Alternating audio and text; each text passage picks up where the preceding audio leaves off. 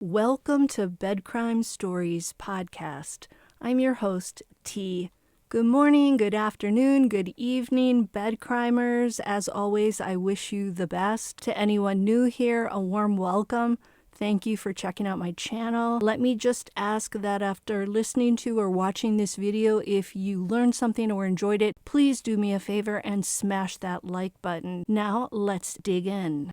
Before I dig in, I thought it right to share my brief thoughts on the autopsy photos of little Gannon Stoke that were put on Patreon by another YouTube creator who charged people $3 a head to gain access to them. I cannot condone this behavior. It should not have happened. It's incredibly thoughtless and a very harmful thing to do. We all make mistakes, but this mistake in my mind is a pretty big one because it's hurting Gannon's memory as well as his parents. They've all just been re-victimized in a sense, and it violates their rights to privacy. Gannon was just a little boy, and I feel like he has rights even in death. No one with a heart and soul should want to stare at photos of his broken body. They don't really serve any purpose. But I'm not going to join the witch hunt against the creator. I can see that there are plenty of people already doing that, and I don't want to pile onto her pain. I'm not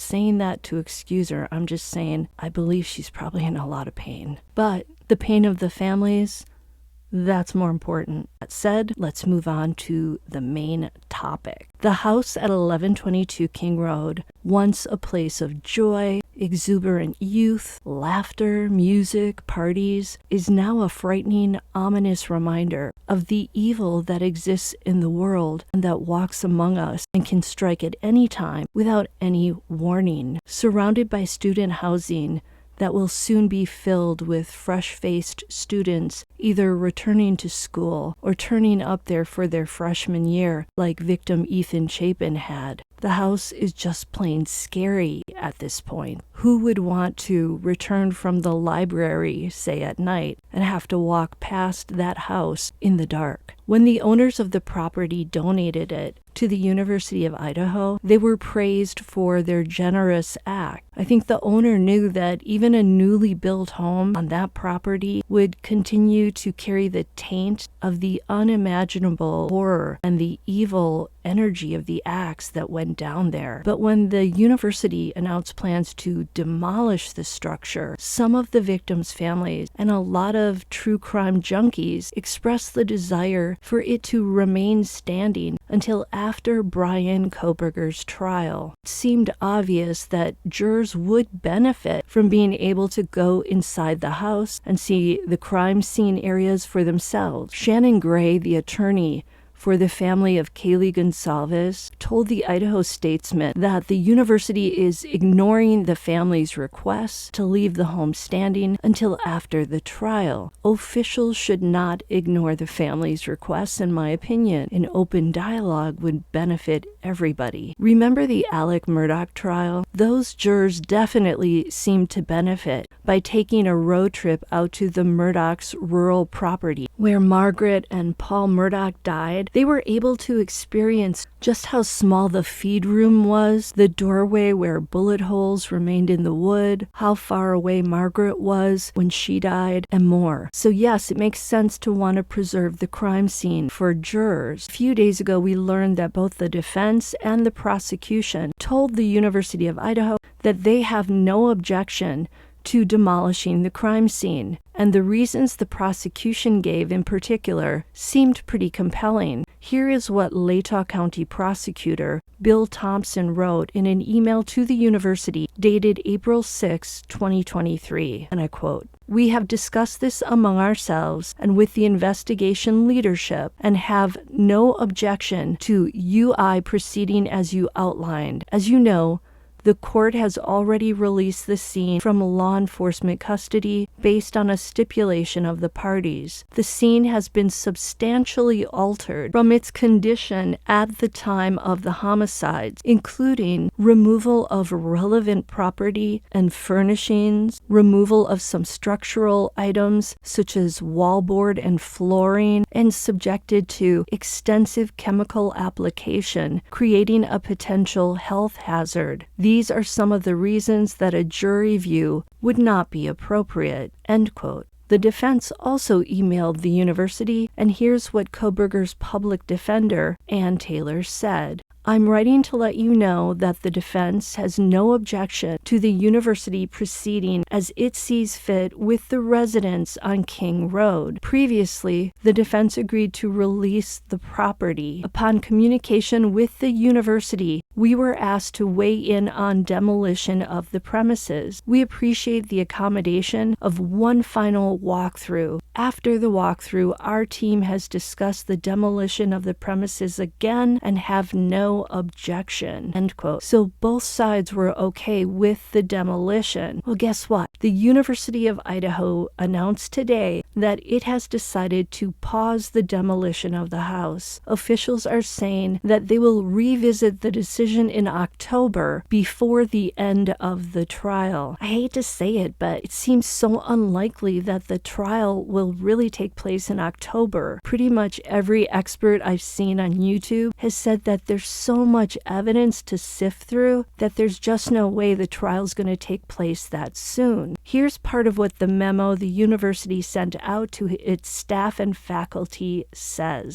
"Since that fateful night in November, the house on King Road, where 4 of our fellow vandals were senselessly killed, has stood as a stark reminder of what was lost. We lost our innocence and our sense of safety. We realized that evil can visit our town, and we lost 4 bright souls from our vandal family. In response to this tragedy, we have tried to do what is right, knowing full well there are no actions or decisions that will be met with full support. That is why the decision about what to do with the King Road house is so difficult. On the one hand, some people want it taken down. It is a constant reminder of the heinous acts that went on inside it. It is also a place that continues to draw unwanted attention from the media, YouTubers, and others. On the other hand, it elicits deep emotional responses from those who are working through grief and who fear that its destruction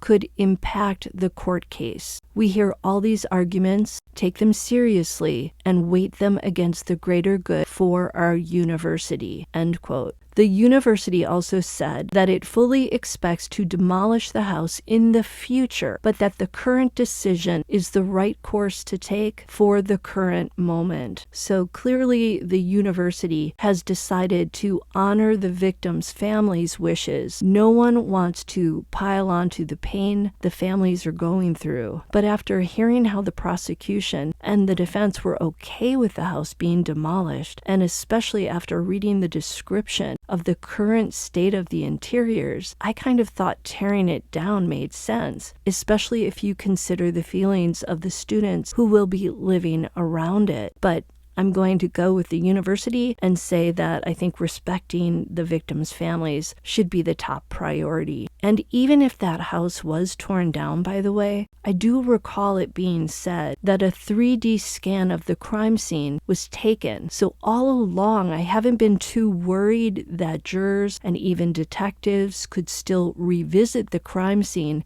to a certain extent. 3-dimensional laser scanning is a type of geospatial technology. Since I had little clue what that meant, I looked it up. Per the American Association for the Advancement of Science, or AAAS, geospatial technology is a term used to describe the range of modern tools contributing to the geographic mapping and analysis of Earth and human societies. Oh crap, I still don't get it. Anywho, GPS is a geospatial technology, if that helps. If you can see this clip I'm sharing, you can see how such 3D images allow investigators and jurors to experience a crime scene. Obviously, 3-dimensional images are not as good as actually entering and walking through the crime scene, but I think they're currently the next best thing. Such scans can enable jurors to see where exactly the victims' bodies were found, in what exact position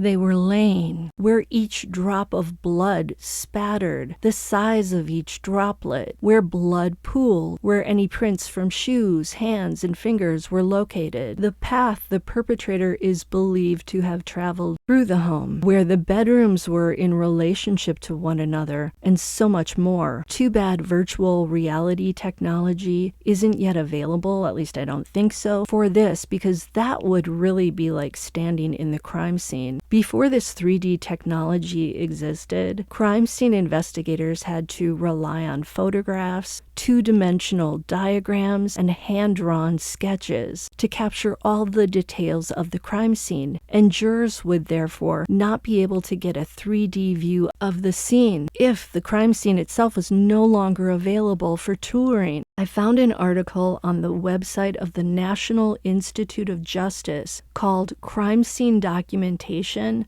Weighing the Merits of Three-Dimensional Laser Scanning. And it was about a research study that was done with mock indoor and outdoor crime scenes. The study was designed to compare the precision and reliability of traditional crime scene documentation methods versus 3D laser scanned representations. The study also looked at how judges, forensic experts, and lay people who might end up on a jury perceive 3D laser scanned crime scenes in comparison to photos, 2D diagrams, and hand-drawn sketches. The researchers assessed which visual aids are the most informative, fair, and accurate by asking these three categories of people to interpret the mock crime scenes. The researchers asked laypeople and forensic professionals questions about the crime scene based on the documentation generated by each method to see how well each method depicted the crime scenes and the evidence in them. The research indicated that 1. 3D videos were the preferred documentation and photographs were second. I'm thinking this means the participants felt they had the best sense of the crime scene from the 3D images and photographs over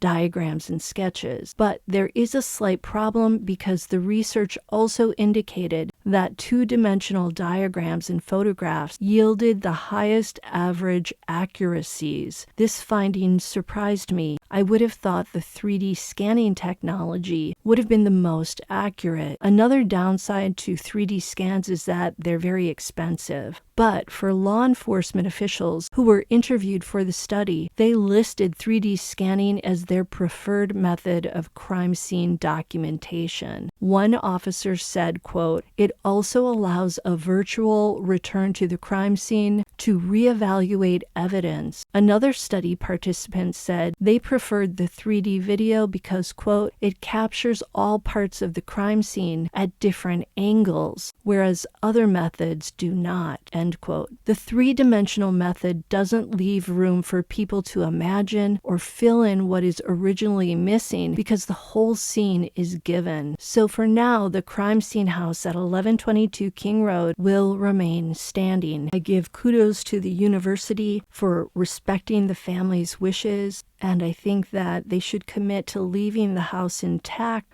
not just until October, but until after Bryan Kohberger has had his trial. I don't think it's going to be in October, so I think it's going to be sometime next year. Unfortunately, the students living in the neighborhood will have to suffer the sight of the house, but the families that have lost so much, I think, should triumph in this battle. What do you guys think? Should this house of horrors stay intact until after the trial, whenever that trial takes place? Is there still value in going inside it when so much has been disassembled, the furnishings are pretty much all gone, and harsh chemicals are rife in the air? Let me know in the comments, and I'll see you next time on Bed Crime Stories. Hey, smash that like button, consider a membership, and I'll see you next time.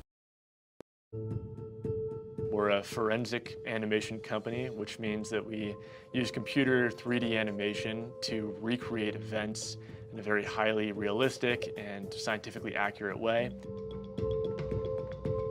We work very closely with expert witnesses, and we make sure that what we produce is directly in alignment with their testimony and their findings. In the Blake libel case, It was very challenging to incorporate all of the blood evidence and the Blue Star Magnum evidence. It was a new technique that we used in creating an interactive animation. It's an animation that you can walk through. You can walk around the apartment and turn on the Blue Star Magnum luminance to see where the blood splatters took place. It's helpful because really seeing is believing. When we have an animated video of what happened, the jury can really take that in, understand quickly what happened, regardless of how complex the case may be.